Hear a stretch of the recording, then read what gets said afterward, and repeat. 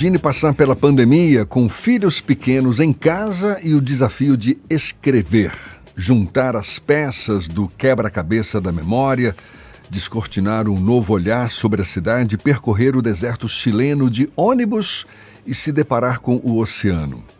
E daí veio a seleção de 43 crônicas, a maior parte delas publicada no jornal À Tarde, no período de janeiro de 2020 a dezembro de 2022. O que fez surgir o livro Pensei, mas não disse, de autoria da escritora Luísa Sá Lacerre. Uma leitura que convida a experimentar, por meio das palavras, a vida que não se faz de grandes arroubos, mas de instantes miúdos, somados pouco a pouco. A gente quer mergulhar um pouco mais nesse universo, conversando agora com a própria jornalista e escritora Luísa Sá Lacerre. Nossa convidada aqui no Issa Bahia, é um prazer recebê-la, Luísa. Seja bem-vinda, bom dia. Bom dia, Jefferson.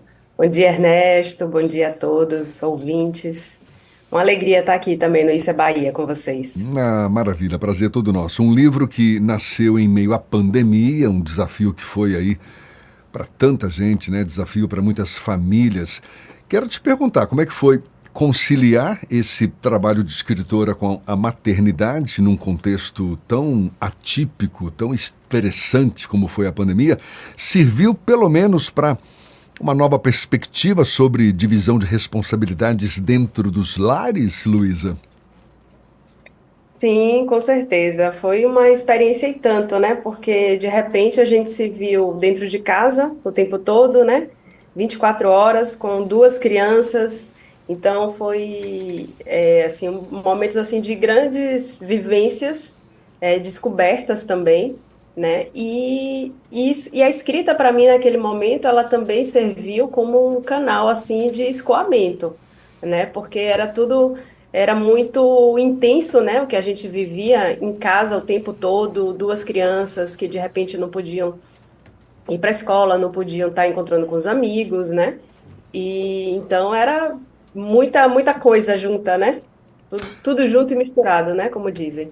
Então a escrita ela também serviu como esse canal de escoamento, assim, era uma válvula de escape. Então foi o momento que eu estava ali escrevendo as crônicas, é, dando um corpo, né, para todas aquelas vivências, né, para tudo que eu vivia ali.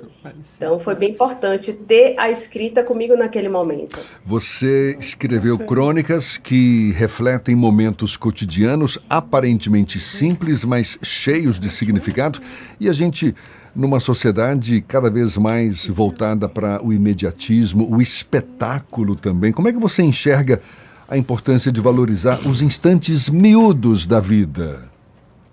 Isso, Jefferson, é exatamente isso. A gente vive numa sociedade tão espetacularizada, né, e digitalizada, e um volume de informações muito grande, então tudo se torna muito grande. Mas a vida mesmo, no dia a dia, ela acontece assim, nas coisinhas pequenas, né, que vão acontecendo ao nosso redor, né, um momento após o outro. Então, é levar o filho na escola, é a hora do almoço, é aquele amigo que a gente encontra na rua. São pequenas coisas, às vezes é uma música que a gente ouve e aquilo faz o nosso dia, né? Então, nas crônicas eu trago muito isso, esse olhar para o cotidiano, porque é algo que às vezes a gente passa despercebido, né? São tantas coisas acontecendo no dia e às vezes a vida é tão corrida e a gente vai levando no automático. Então, para mim, né, quando eu escrevo, a crônica ela me traz isso, esse olhar um pouco mais aguçado para essas coisas que são menores, né, que são miúdas, mas que têm uma grande importância, porque no fim das contas a nossa vida se faz dessas coisas, né, pequenas coisas que vão se somando e que vão formando a nossa vida do jeito que ela é. Você Então, isso é uma coisa que eu gosto na crônica, porque ela tem esse olhar. E você reservou crônicas também para falar da própria maternidade, não é verdade?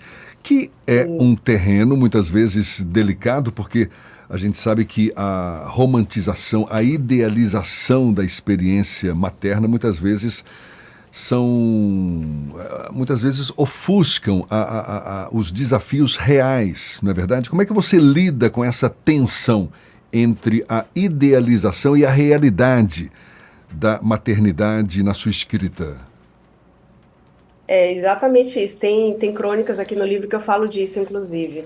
Porque muitas vezes a maternidade ela é pintada assim de cor de rosa, né? Como uma coisa linda, que temos momentos muito lindos e maravilhosos, é incrível. Mas é também, é perrengue também, né? Cheio de desafios também. A maternidade real, ela não é cor de rosa o tempo todo, né? Então, é um grande desafio, assim, e é um grande aprendizado também, assim. Acho que para mim, ser mãe, criar meus filhos, assim, é um dos maiores desafios que eu tenho. E aí, na escrita, eu trago isso também, nas crônicas, né? Essa experiência da maternidade que é real, que é muitas vezes aquele momento de perrengue mesmo, sabe? Com os filhos, e de estar ali educando dia após dia, e batendo na mesma tecla, enfim. Mas isso está muito presente realmente nas crônicas, né? Porque a maternidade é algo que faz muito parte da minha experiência, né? Ao longo desse tempo, é, já quase 14 anos agora, praticamente. Então é algo que está muito presente na minha vida e está automaticamente presente nas minhas crônicas também. Luísa, bom dia, Ernesto. Bom, você, Bom dia, como Rebeca. colega jornalista, vive da escrita e certamente já escrevia crônicas antes do livro. É o teu primeiro livro, não é isso? Isso. Esse livro teria rolado, teria aparecido, você estaria lançando esse livro agora se não tivesse rolado a pandemia, se você não tivesse sido submetida a essa circunstância tão única na sua vida, né, que te fez escrever essas crônicas. Olha, eu acho que talvez sim, em algum momento, mas eu acho que a pandemia ela acelerou esse processo, porque foi o momento que eu escrevi mais ainda, foi o momento que eu decidi assim, não, eu quero me dedicar mais ainda à escrita, essa escrita criativa, porque no jornalismo, como jornalista, eu já escrevia, né, há bastante tempo, mas, inclusive, a escrita foi o que me atraiu para o jornalismo, né, para cursar jornalismo. Mas com o trabalho, né, a prática profissional, a gente às vezes se afasta um pouco dessa escrita que é mais livre, né? Uma escrita mais solta, mais criativa. Então, a pandemia foi o momento que eu falei assim, não, eu quero voltar a escrever, né, de uma forma mais criativa, escrever aquilo que eu penso, aquilo que eu sinto. Então, eu acho que acelerou esse processo, auxiliou nesse sentido. Então, de certa forma, o coronavírus te trouxe para a literatura, pelo confinamento, né? É, exatamente. Foi um momento também que eu voltei a ler mais ainda, a ler mais livros, me dedicar mais à literatura mesmo. Fiz cursos também de literatura, porque é algo que eu já gostava e esporadicamente eu já tinha isso, né? De escrever, de ler, eu já gostava, já fazia, mas ali foi um momento que intensificou. Bom, como já tem um intervalo aí entre o período de produção desses textos e agora o lançamento do livro, é razoável a gente perguntar se já tem textos novos aí se acumulando para um próximo lançamento. Tem, eu continuo escrevendo as crônicas, publicando as crônicas. Então, assim, tem textos novos. Penso sim num próximo livro, né? Ainda não tem assim um planejamento concreto para isso, ainda não sei quando vai ser, mas é algo que agora eu quero levar adiante, assim, quero continuar escrevendo. É algo que me satisfaz, né? Bastante, assim, escrever Mas a as tua crônicas. curtição como escritora é esse gênero especificamente, escrever crônicas.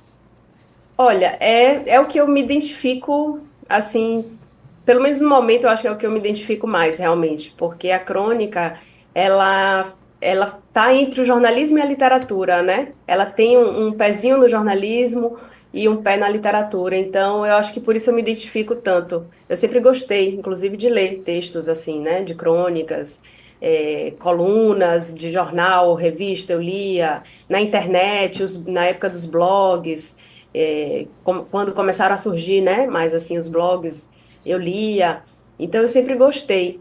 E eu me identifico, acho que por isso, porque tem esse pé um pouco na nossa realidade concreta, né, o cotidiano, e na literatura. Sempre a Então, mas assim, possibilidade de eu não transcender a descarto. partir de um fato, né? Alguma coisinha que é Isso, só uma notícia para nós, mas de repente aquilo ali inspira uma crônica, um texto mais solto, né? exatamente. Exatamente. A crônica ela pode nascer de uma notícia que a gente leu, ela pode nascer de uma frase que a gente ouviu alguém dizer, de uma cena que a gente presenciou na rua, né? Então, tem crônica nesse livro, por exemplo, que foi de uma frase que eu li no pacotinho de parmesão que estava em cima da mesa. E dali eu comecei a pensar um tanto de coisas e escrevi a crônica. Outra foi uma frase que eu ouvi uma mulher na escada para subir para o metrô. Eu ouvi ela falando com a amiga, e aí eu, né, também comecei a pensar, e eu pegando o metrô e fui pensando naquilo, e depois eu escrevi. Então, nasce às vezes de coisas muito pequenas, assim, do nosso cotidiano.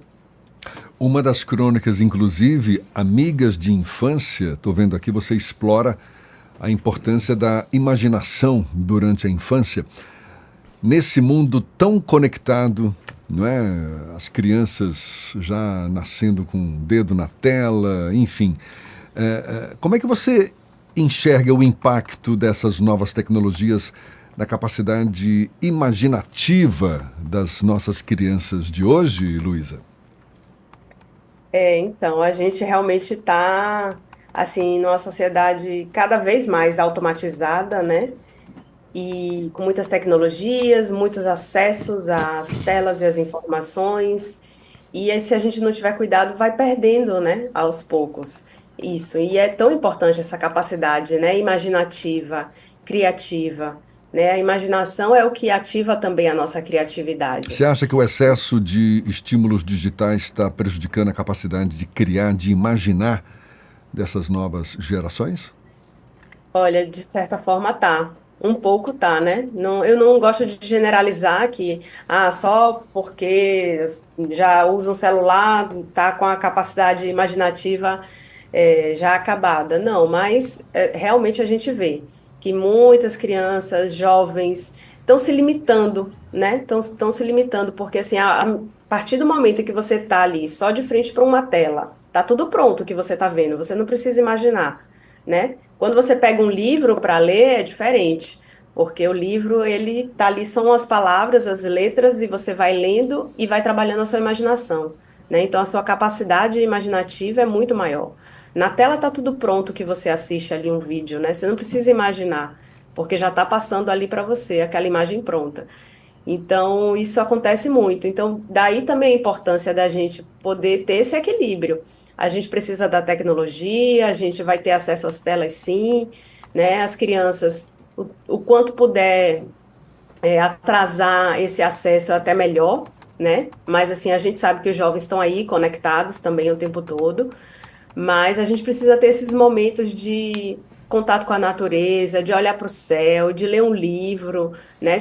Outras coisas que agreguem para a gente, que traga esse contato mais com a nossa própria criatividade, a nossa própria imaginação.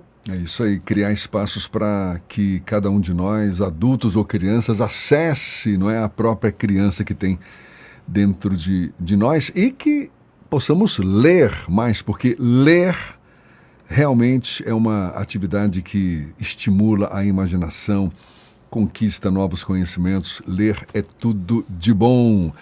Parabéns, Luísa Sala Serri, jornalista e escritora, autora desse livro Pensei, mas não disse, livro que nasceu em plena pandemia, ali naquela luta entre escrever e cuidar dos filhos. Muito bom, Luísa. Parabéns pela obra. Muito obrigado pela sua disponibilidade e conte sempre conosco. Obrigada. Volte mais, tá bom? Obrigada, Jefferson. Bom Obrigada, dia. Ernesto. Abraço Bom dia forte pra para você. Agora, 8h47 na Tarde FM.